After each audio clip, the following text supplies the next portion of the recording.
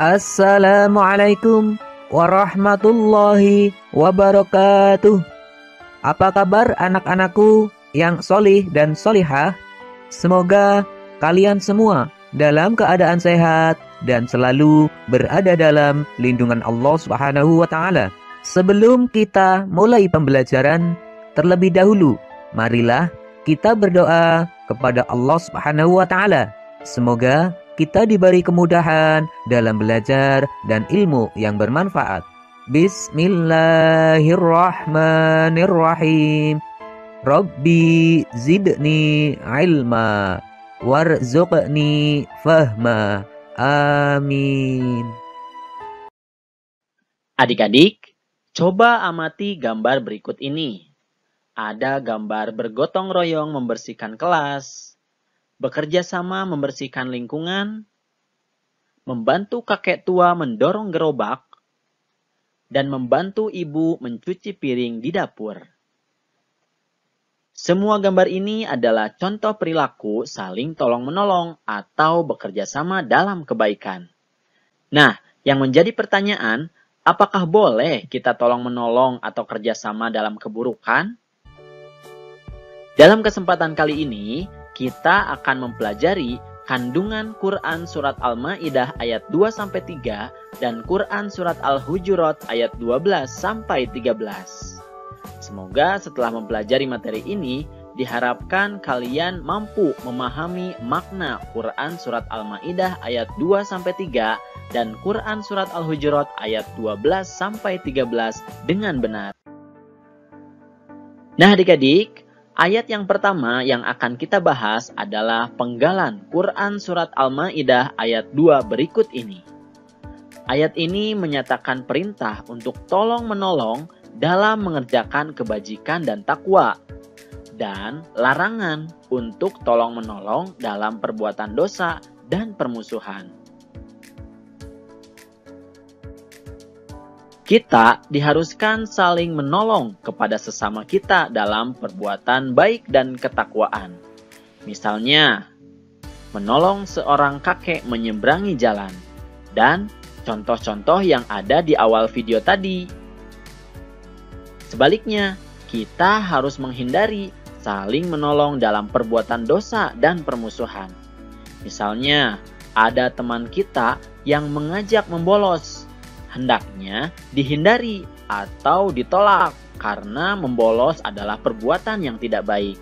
Tetapi jika ada teman kita yang mengajak ke masjid untuk mendengarkan ceramah agama atau sholat berjamaah, kita harus mendukungnya.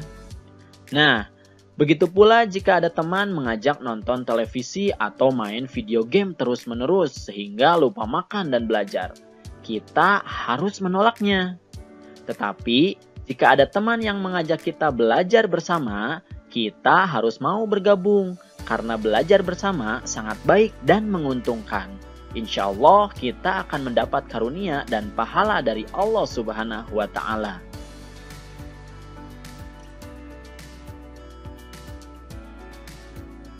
Nah, selanjutnya kita akan membahas kandungan penggalan Quran Surat Al-Ma'idah ayat ketiga.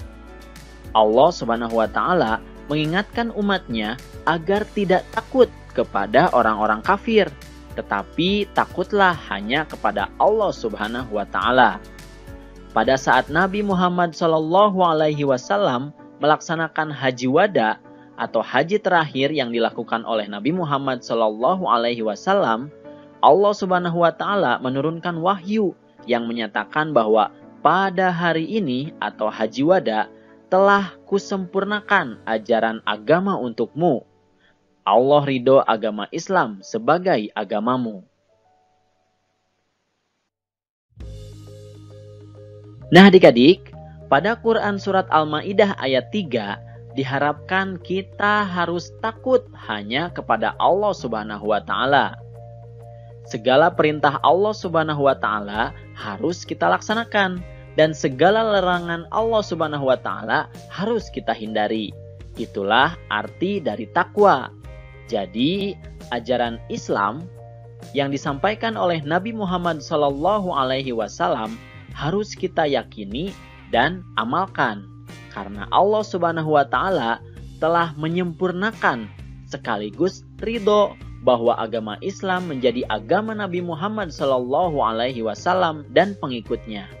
Di samping itu, kita harus mensyukuri nikmat yang Allah Subhanahu wa Ta'ala berikan kepada kita.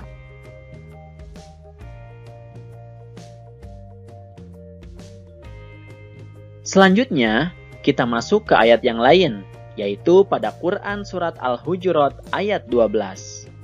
Di sini dinyatakan bahwa jika kita beriman kepada Allah Subhanahu wa Ta'ala, janganlah berprasangka buruk terhadap orang lain. Karena berprasangka, terutama prasangka buruk itu dosa besar. Di samping itu, kita tidak boleh mencari-cari kesalahan orang lain atau bergunjing. Karena orang yang suka bergunjing diibaratkan seperti orang yang memakan daging saudaranya yang sudah mati. Nah, tentu kamu merasa jijik.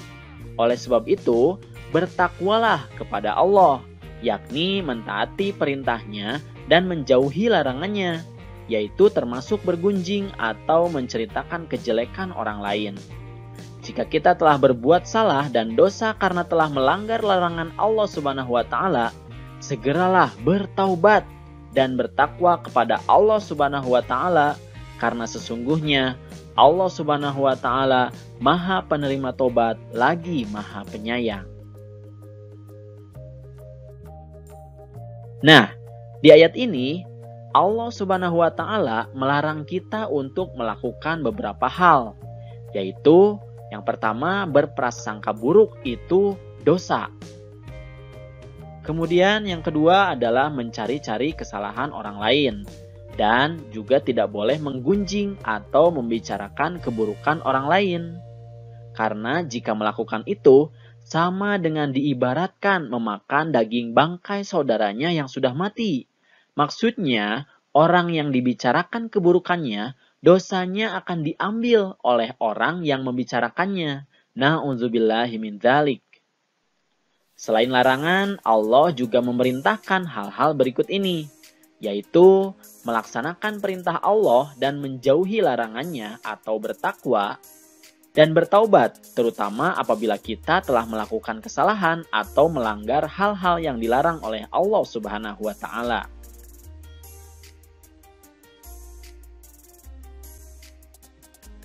Kemudian selanjutnya, pada Quran Surat Al-Hujurat ayat 13, Allah Subhanahu wa Ta'ala menyatakan bahwa Allah menciptakan manusia terdiri atas laki-laki dan perempuan. Kemudian manusia itu suka berkumpul dan berkelompok, sehingga mereka membentuk suatu bangsa atau suku untuk saling kenal mengenal. Kemudian Allah Subhanahu wa Ta'ala juga menyatakan bahwa orang yang paling mulia di sisi Allah Subhanahu wa Ta'ala adalah orang yang bertakwa, bukan orang yang memiliki harta, tahta, dan jabatan. Oleh sebab itu, tidak ada artinya kita menyombongkan diri tanpa beribadah kepada Allah Subhanahu wa Ta'ala. Di ayat ini, Allah Subhanahu wa Ta'ala mengingatkan bahwa manusia itu suka berkumpul dan berkelompok. Ketika kita berkelompok, apa yang kita lakukan? Ya, benar. Jika kita belum mengenal dalam kelompok, kita harus saling kenal mengenal satu sama lainnya. Dengan saling mengenal, kita akan memahami sifat dan tahu hobi masing-masing. Kemudian dengan saling mengenal, kita akan terhindar dari salah paham atau prasangka negatif atau buruk, atau saling bergunjing yang tidak benar. Nah, dengan demikian, tidak ada di antara kita saling menganggap diri paling benar atau paling baik, karena Allah Subhanahu wa Ta'ala sudah mengingatkan bahwa sesungguhnya yang paling mulia di antara kamu di sisi Allah Subhanahu wa Ta'ala ialah orang yang paling bertakwa. Sungguh Allah Maha mengetahui lagi Maha teliti. Nah, itu adalah penjelasan dari Quran Surat Al-Hujurat ayat 13. Rasulullah Shallallahu Alaihi Wasallam bersabda, sebaik-baik kalian adalah yang belajar Al-Quran dan mengajarkannya. Hadis riwayat Bukhari.